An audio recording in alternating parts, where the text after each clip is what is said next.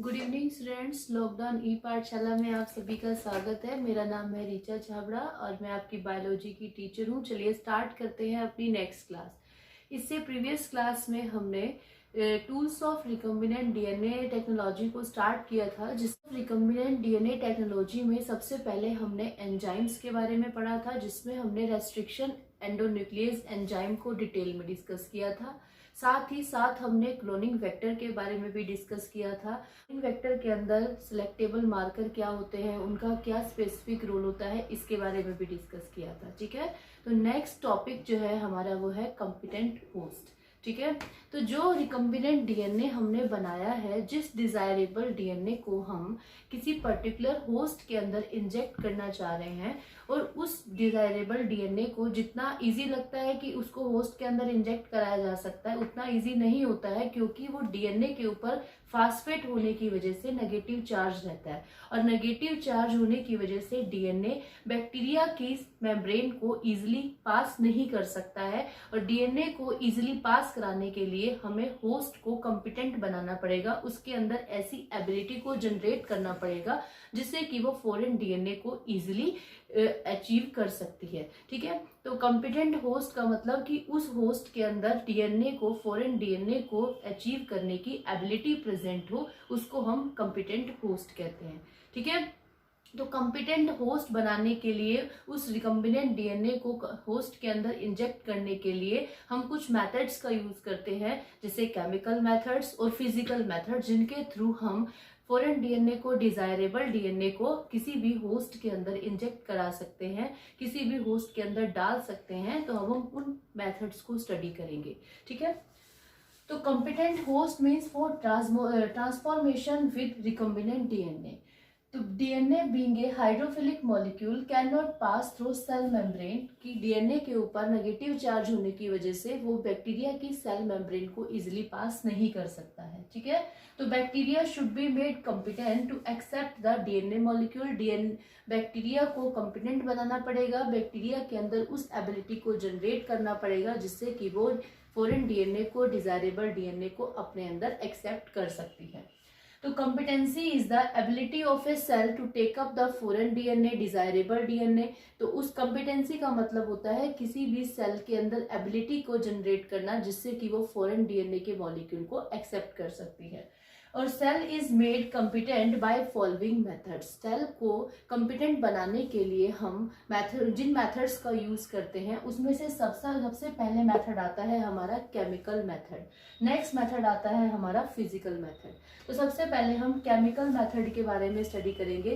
Chemical method में क्या किया जाता है कि उस सेल को डाइवेलेंट जो कैटायंस होता है उससे ट्रीट किया जाता है, जैसे कैल्शियम आयन हो गया, मैग्नीशियम आयन हो गया, जिसपे जो डाइवेलेंट आयन होते हैं उसके साथ ट्रीट किया जाता है, जिससे कि उस सेल मेम्ब्रेन के, बैक्टीरिया की सेल मेम्ब्रेन के पोर साइज बड़े हो जाते हैं, जिससे कि इजिली डीएनए उसके अंदर एंटर कर सकता है। ठीक है, और फिर सेल और रिकम्बिनेंट डीएनए को क्या किया जाता है, हीट शॉक ट्रीटमेंट दिया जाता है। पहले उस बैक्टीरिया को, उस रिकम्बिनेंट डीएनए को आइस पर रखा जाता है, उसके बाद उसको 42 डिग्री सेल्सियस टेम्परेचर दिया जाता है, देन उसको फिर आइस पर रखा जाता है। इस प्रोसेस को हीट शॉक ट्रीटमेंट बोलते हैं, जिससे कि बैक्टीरिया कॉम्पिटेंट हो सकता है और वो फॉरेन डीएनए को इजिली एक्सेप्ट कर सकता है। ये एक केमिकल मेथड था जिसमें हमने उसको डाइवेलेंट दिया, जिससे उसके पोर साइज इंक्रीज हुआ और हमारा डीएनए इजिली बैक्टीरिया के अंदर एंटर कर सकता है।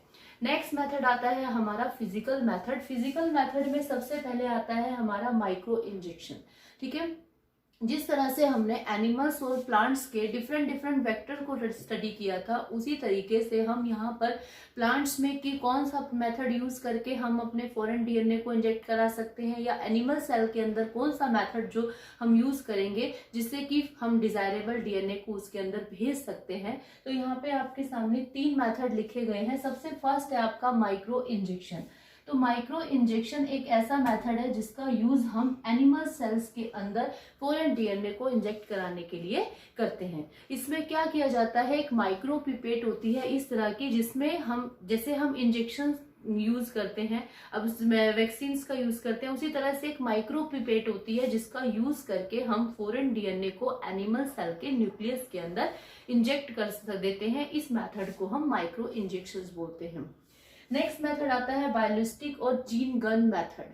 इसमें क्या किया जाता है कि इसमें जो हमारा रिकम्बिनेंट डीएनए है जिसको हमने होस्ट के अंदर भेजना है, उसको गोल्ड पार्टिकल से या टंगस्टन पार्टिकल से कोट कर दिया जाता है और उसको एक हाई वेलोसिटी के साथ उस सेल के अंदर गन मेथड के थ्रू इंजेक्ट कराया जाता है। ठीक है, तो इसमें गोल्ड पार्टिकल और टंगस्टन पार्टिकल का यूज किया जाता है जिससे कि डीएनए को कोट करके और हाई वेलोसिटी के साथ गन मेथड का यूज करके सेल के अंदर हम डिजायरेबल डीएनए को भेज सकते हैं। नेक्स्ट आता है डिसआर्म्ड पैथोजन। डिसआर्म्ड पैथोजन क्या होता है? डिसआर्म्ड पैथोजन जैसे हमने पहले पढ़ा था टीआई प्लाज्मिड के बारे में। टीआई प्लाज्मिड एग्रोबैक्टीरियम ट्यूमिफिकेंस नाम के बैक्टीरिया के अंदर पाया जाने वाला प्लाज्मिड है और ये प्लाज्मिड बैक्टीरिया जो ये प्लाज्मिड डाइकोटिलिडन्स प्लांट्स के अंदर ट्यूमर कोज करता है। तो हम क्या करते हैं, टीआई प्लाज्मिड को लेते हैं और उसके उस पार्ट को कट कर देते हैं जिस पार्ट की वजह से डाइकोटिलिडन प्लांट्स के अंदर ट्यूमर नाम की डिसीज होती है। और जब हम उस प्लाज्मिड को, जहां जैसे मान लीजिए ये एक प्लाज्मिड है टीआई प्लाज्मिड और इसका ये पोर्शन किसी भी डाइकोटिलिडन प्लांट्स के अंदर ट्यूमर कोज करता है, तो हम क्या करेंगे, रेस्ट्रिक्शन एंडोन्यूक्लियस एंजाइम का यूज करके इस पोर्शन को निकाल देंगे और इस पोर्शन की जगह पे हम अपना डिजायरेबल डीएनए डाल देंगे और इस प्लाज्मिड का यूज हम डिसआर्म पैथोजन के रूप में कर सकते हैं और इस प्लाज्मिड का यूज करके हम डिजायरेबल डीएनए को अपने होस्ट के अंदर इंजेक्ट करा सकते हैं, अपने होस्ट के अंदर उस डिजायरेबल डीएनए को भेज सकते हैं। तो बायोलिस्टिक और जीन गन मेथड का यूज प्लांट्स के अंदर किया जाता है जो प्लांट सेल्स के लिए सुटेबल मेथड है। माइक्रो इंजेक्शन मेथड का यूज हम एनिमल सेल्स के लिए करते हैं। डिसआर्म पैथोजन का यूज भी हम प्लांट सेल्स के लिए करते हैं और हीट शॉक ट्रीटमेंट वाला यूज जो है हम बैक्टीरिया सेल के अंदर अपने डिजायरेबल डीएनए को इंजेक्ट कराने के लिए करते हैं। तो ये कुछ मेथड्स है जिसका यूज करके हम अपने होस्ट को कॉम्पिटेंट बना सकते हैं जिससे कि वो डिजायरेबल डीएनए और फॉरेन डीएनए को इजिली एक्सेप्ट कर सकता है। नेक्स्ट टॉपिक जो हम पढ़ेंगे इसमें हम process of recombinant DNA technology के बारे में डिस्कस करेंगे।